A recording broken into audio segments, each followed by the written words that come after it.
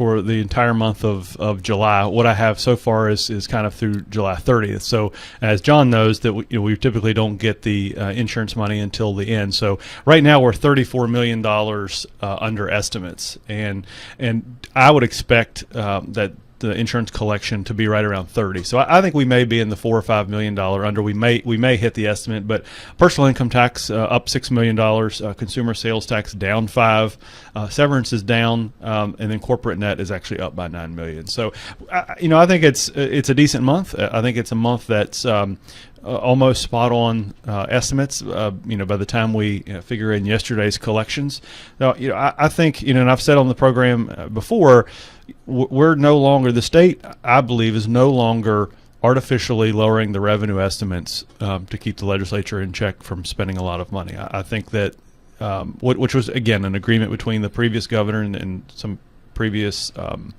legislative leadership. That those numbers were held back. Then we've done the tax cuts.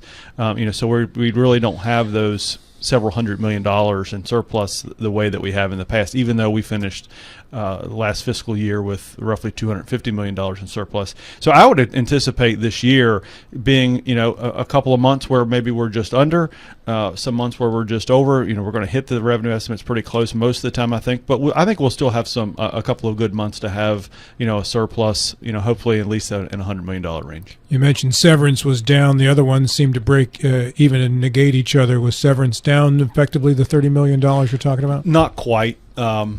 Some of it, I think more about 10 or 12. And again, I want to see, that's one that comes in late a lot of times too. And so, we may see that show up in today's report. We also may see that in the first of next week. But for all intents and purposes, I think that this month is, the month of July, is going to be right around the revenue estimate. Jason, for severance, anything included besides coal and natural gas? Oil. Oil as well, Yeah. Okay. Yeah. Timber. Yep. Yeah, those are the obviously coal and natural gas are the big drivers, but oil and timber as well. John Hardy was the vice chair of finance in the House before he ran for county commissioner. Yeah, it was a great job. I don't understand. I mean, I left when I was in the legislature, we had $600, $700, $800 million, $1 billion surplus, and myself and Householder and a few other key people leave the legislature, and now we're down to these measly $3-4 million. Well, you helped us cut taxes by $1 billion and left. So. I'm just teasing you. I'm just giving you a hard time, Jason. I know it's a very different world with the new administration and how they are calculating things, and also the tax cuts are starting to come to fruition. The exciting part is that we're going to start seeing some of these huge economic development projects that were worked on 2-3 years ago are going to start paying dividends here soon. So the state is going to start seeing some dividends from the new cores and some of the Form Energies and some of the big industry that we help foster and bring forward. Yes, as they bring in all those jobs and bring people on that actually work in those facilities 40 hours a week and are making good salaries, pay personal income tax, and obviously will spend money, so the consumer sales tax will increase as well. Here's the great thing about having Jason on the show, and I think I've known you pretty much the whole time I've been doing this show. You only get the truth, and as honest as can be, as straightforward as can be. That's not what I was going to say. Oh. As Hardy is working up that comment about, when I don't know what's going on, because when I was there, I'm looking over at Jason, and I already know the cross is coming, and he's going to have it, and it's going to be dead on, too. Well, you have to remember now, me and Jason shared an office for 2 years, and in those same 2 years, we sat beside each other on the House floor. So there was some shenanigans, and there were some jabs thrown at one another, for sure. So. Yeah. And at a few others. I would guess, right? There was a county commission meeting yesterday, John. Anything that was out of the normal that you were... It was a real It was your real basic beginning of the fiscal year county commission meeting. Our budget's done. We're working on wrapping up last year. We've moved into our new budget cycle. Really just the day-to-day business of the county, approving the bills that need to be paid, and so just a really basic county commission meeting. We always have our board reports, and that's always nice because there's I'm not sure if people realize how many boards there are that county commissioners and others people that volunteer for. Most of all of our boards are voluntary boards, and so I sit on 8 boards myself, and Eddie and Steve and Jim and HD, they have their own boards that they sit on. So we take probably maybe about 40 minutes and just talk about our board meetings and what's going on in them. So I had a pretty lengthy discussion about my boards yesterday. which one are you most prominently involved in? So the Planning Commission. I was on the Planning Commission before I was before I had been elected to the legislature. So the Planning Commission is actually my favorite board. I really enjoy doing that board and being involved with that. I'm also set on the Water Board. The Water Board is very active right now. I also, when I was in the legislature, I sat on the IJDC and worked with the WDA. And make sure you tell everybody what those. So the are. IJDC is Infrastructure's Job and Development Council, and that's basically a clearinghouse to be able to take projects and bring all the money together. So you can bring in federal money, state money, all the money that's out there. So the IJDC is kind of a clearinghouse. WDA is the Water Development Authority, and that's where we put a lot of money. When I was in the legislature, we put a lot of money in there for economic development, water, not just water. A lot of it was, most of it's water, but also other economic development projects that are going on throughout the state. So myself, Craig Blair, Doug Copenhaver, and Daryl Coles were able to secure about $20 million worth of grants for our water development here in Berkeley County. And then Senator Blair, with the help of Access Strategies, was able to secure another $25 million for our water development here in Berkeley County. So we had to put $5 million of our own ARPA funds in. That's where Doug Copenhaver came in. So that was $50 million worth of grants that came from the WDA, and that's all going towards our probably about $140 million worth of expansion and water projects in Berkeley County. So I've been working for probably the last 2 years, probably have at least another year or so to wrap up all these water projects, taking the river plant from 6 million gallons a day to 10 million gallons a day. There's also a very aggressive project right now to be able to move that water. It's great if you can, draw the water in and produce it, but you got to be able to disperse it back out. So there's a 43-inch forced water main. If anyone thinks that's a lot of water, that's going to be coming out of that plant to go out to be discharged throughout the county. There's a new water plant being built in South Berkeley. The South Berkeley plant was definitely outdated and undersized for what it needed to produce. So there's a new water plant being up there. We also buy about 1 million gallons a day from the city of Martinsburg. The city of Martinsburg produces more water than they need. We also have the ability to purchase water from Winchester. We can bring water down from Winchester in to South Berkeley if we need to. So, but have you had to? No, I don't think we've had to yet. This has been a pretty wet year. Last year was a little worrisome. In the first part of this year, there was some worries, but the springs have rebounded. The springs are doing really well, and so everything from South Berkeley comes from a spring. We are working on a project up there, an exploratory project with a private landowner on some access to some more water up there through some wells, and we've been drilling some test wells up there. So a lot of water projects going on, and really not just being able to produce the water, but to be able to distribute the water is key. The Winchester Agreement has been in place for about 25 years. Yeah. And there's only one time that I know that's been utilized at all, and that was water going from Berkeley County to Winchester, not the other way around. They had a short-term emergency in over something like 6 weeks or so. We provided water to Winchester. Yeah, I think that was to help them with the hospital. I think the hospital may well have been. I've forgotten the issue, specifics, but yeah, it'll work both ways. Yeah, so if yeah. we get in trouble and we need water there, So how does that work? If you're giving water to either you're getting water from Martinsburg or you're getting water from Winchester or we're giving or selling water to Winchester. How do you actually transport the water? It's all metered. It goes through the existing infrastructure. So there's infrastructure that will connect water from Winchester to There's Berkeley infrastructure County. that runs that far, yeah. And it's all, it may be owned by the Berkeley County PSD to the line, and it may pick up to whatever the PSD is for Virginia, but it's all metered. So there's just a valve. You turn the valves and send the water. Yeah, okay. I mean, we're just, the biggest meter I've ever seen is a 6-inch meter, and that's huge. And that went out to Procter & Gamble, and they're using about 1 million gallons a day. But CMC, the new steel manufacturer down in Falling Water, Spring Mills area, has requested a 10-inch meter.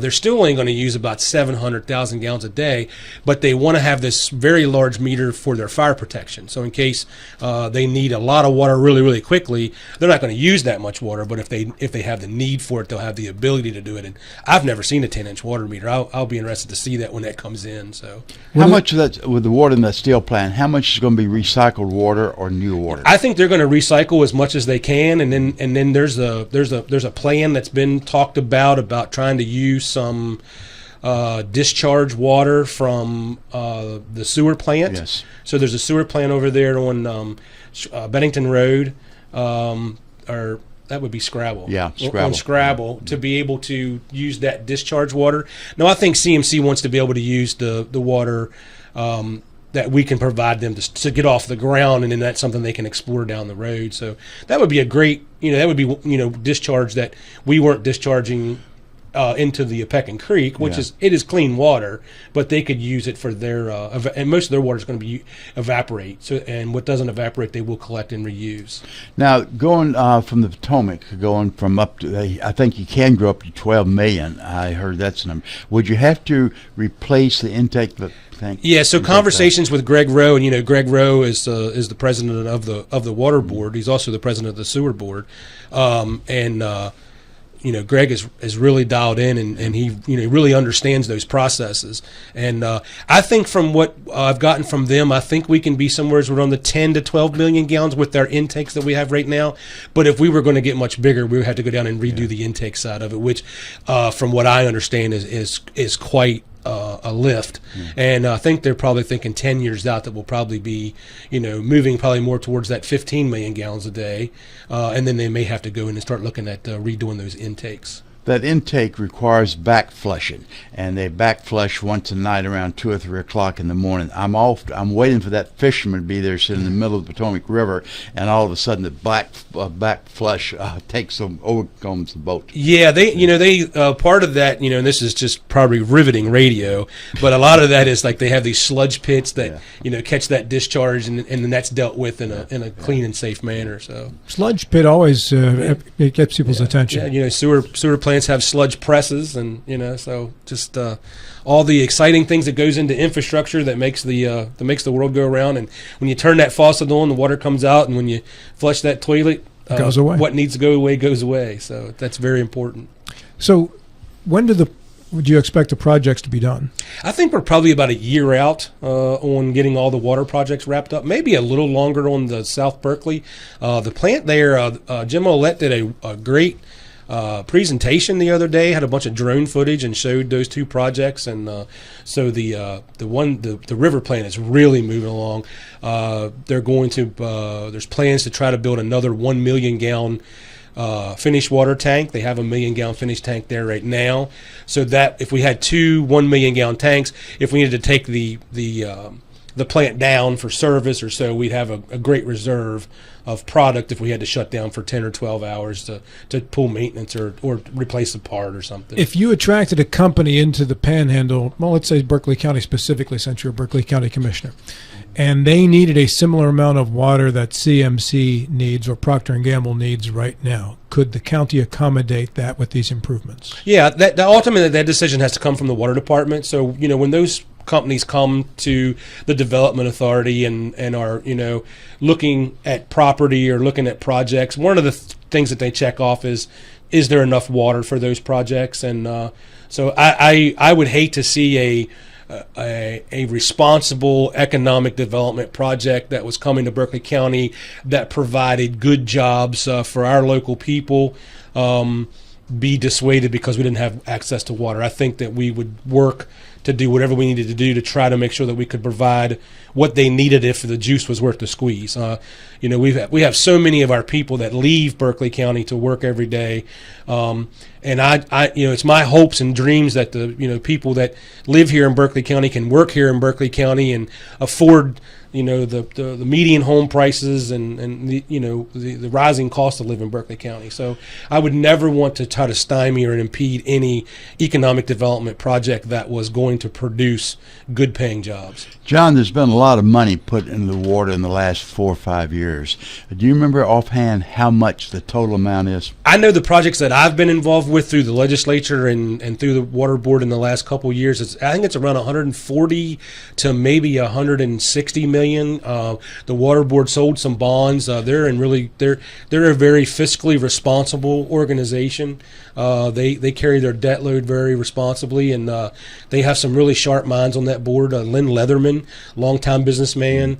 David Pittsnoggle was on that board. So Greg Rowe. Greg Rowe. Yeah, so some really business-minded people who really keep the debt in check. Well, we look at that 140 and 150 million dollars. That's obviously a tremendous amount of money that's being kind of infused into these projects. How much, if you can put a number on it, I mean, how much of that is just getting us caught up for where we need to be for right now, and then how much of that is forward looking, so that, you know, you build a school, you don't build it for the amount of students you have today, you build it for the amount of students you're going to have over the next couple of decades. Does this 140 150 million dollars is being spent, or are we taking, when we spend that money here, is that enough to get us to a kind of a safe place in the next decade, where we're not having to come back and spend or go to the state and get, you know, 9-figure amounts again? Yeah, that's a good question, Jason. I think that probably puts us at about a 60-40 split. I'd say 60% of that is just catching up with the infrastructure that we just need to catch up with. And, you know, infrastructure runs on a 30 to 40 year trend. Typically every 30 to 40 years you're having to replace, you know, large chunks of your infrastructure. So I would say 60% of those dollars are going towards just, you know, fixing infrastructure, getting our infrastructure where it needs to be. But we are building out for the future. We are definitely looking towards the future and building out for the future. You know, right now, water is kind of our zoning. If you look at how growth is happening in the county, it's basically following the water and sewer. So, you know, the water department is doing the best they can to try to build out for the future. But as the county continues to grow, it will be a constant challenge, as infrastructure always is. Because growth, I mean, water right now is along 81. Is not yet moved east to west with some substantial amount. Yeah, I think the push right now, and this is just my opinion, and, you know, this would be a good question for Greg Rowe or Jim Ouellette. I think right now the focus is to catch up our infrastructure, and then also try to get ahead where we can. There's right now no pressure or no movements into older neighborhoods or on the west side of the interstate, or, you know, out through Back Creek Valley. The wells and stuff seem to be doing well out there. I don't think we're forced with very many well failures and such like that. So I think that they're just trying to keep up with the infrastructure that needs to be kept up with, and then trying to build up for the future as much as we really can. I'll tell you one thing that was pretty neat at our meeting. They set, the county commission gave the water board permission to set some type of piece of equipment up on our tower on North Mountain, and they can read almost all the water meters from that one piece of equipment up on the tower. I believe they have another piece of equipment on a tower up at the woods, and they can read all of the meters up there electronically, except for like 25 of them. And then they just need to literally have someone go out and drive a truck and just drive by them.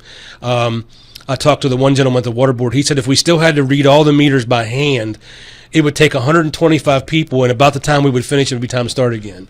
So that's just a little bit of technology in being able to read your meters. Big Brother is watching. Yeah, it is. You know, it is a little scary. So, Question from our audience: do any of the companies that are benefiting from the water improvements have any skin in the game in regards to paying for these improvements? They do, and you can always elaborate on this. When you have big users, when you have big industrial or commercial users, they help draw down. They help, you know, so you don't have to raise the price on the ratepayers. We're in the third year of a rate increase. It was a 5-year. It was a rate increase over 5 years. This is the third year. This was the biggest one out of all 5 years. That's something that's been put in place, but hopefully, and this is something that I will work towards to try to not have to raise those rates, once we hit the 5-year period. But the more big users you have, it offsets costs for residential. And that's not just water. That's water, that's sewer, that's electricity. You know, I was always told by, Potomac Edison, the more users they have, the big users draw down what the residential ratepayers have to pay. So it's always good to have those big commercial users because it does help draw down the rates. But in general, the water follows the growth and not the other way around. Water does not lead the growth, they follow the growth. Correct. Yeah. Speaking of water, when you campaigned, you insinuated that you'd like to do something about the rain tax. Yes, water tax. yeah, been working pretty hard on that. Kind of, nothing real out public, but I mean, I can certainly talk about it.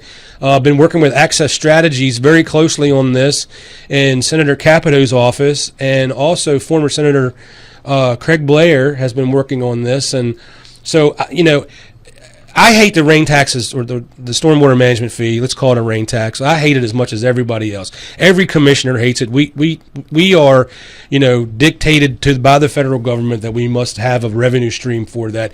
It's not a county issue. It's not a municipal issue. It's not even a state issue.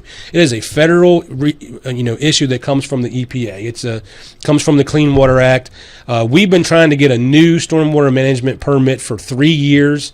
We're trying to skinny down our permit to try to take back Creek Valley and some of these other areas out of it and have a much smaller permit. We're hoping that will draw down the dollars, that will draw down the amount that has to be collected.